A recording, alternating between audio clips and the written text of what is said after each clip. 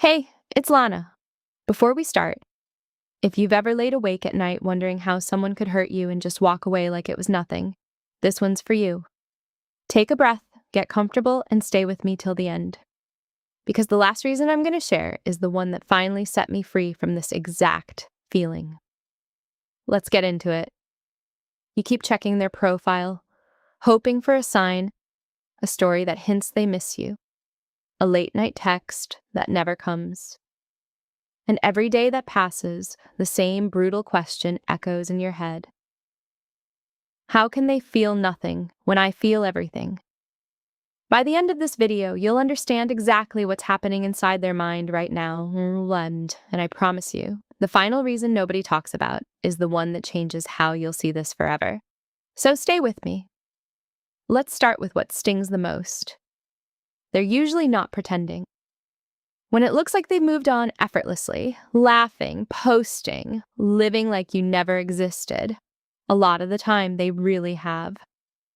And here's the part that breaks people. It's not always because they're heartless. It's because of how the human brain handles an ending it already saw coming. Psychologists call it emotional pre-grieving. While you were still fighting for the relationship, they had already started letting it go, quietly, months before it ended. So by the time they walked away, they'd already done their crying. You're grieving something they buried a long time ago. Same relationship, two completely different timelines. Now sit with that for a second, because it explains almost everything. The silence that feels so cold to you isn't cold to them.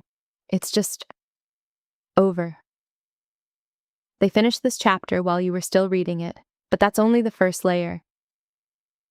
The second reason is where it gets uncomfortable. The person who broke you has something you don't have yet. Distance. And distance does something strange to memory. When someone decides to leave, their mind quietly starts protecting that decision.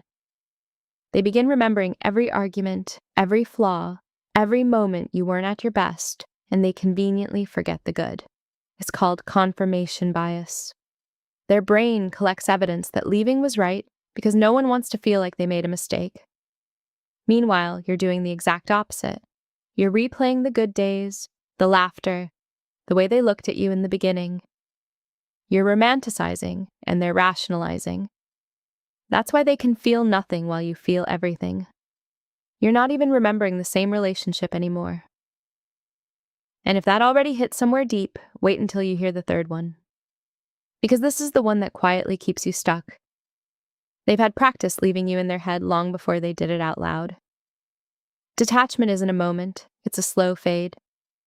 By the time a person actually ends things, they've often mentally rehearsed a life without you dozens of times. They've imagined the freedom, the relief, the version of themselves that walks away. So when it finally happens, it doesn't shock them. It's familiar. It's something they've already lived 100 times in their mind. You, on the other hand, never rehearsed it. You were blindsided. That's why your nervous system is in shock and theirs is calm. It was never a fair fight. You were grieving in real time. They were grieving in advance. Take a breath here, because I know this is heavy. But we're getting to the part that actually sets you free. Here's the fourth reason, and it's one almost no one admits out loud. Some people feel nothing because feeling something would mean facing what they lost. Numbness isn't always peace. Sometimes it's a wall.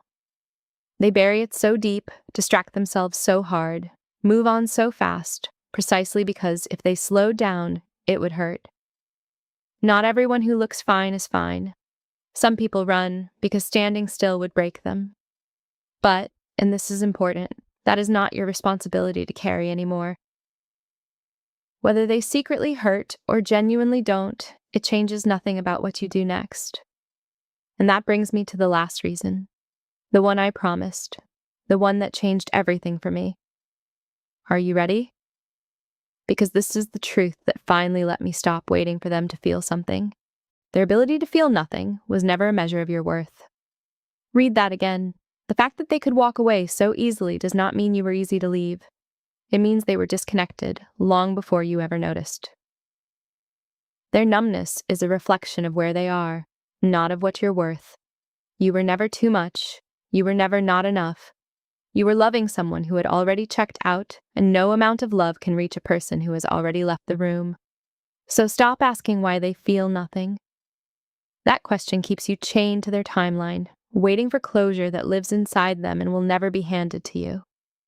The closure you're looking for isn't a text back. It isn't them finally missing you.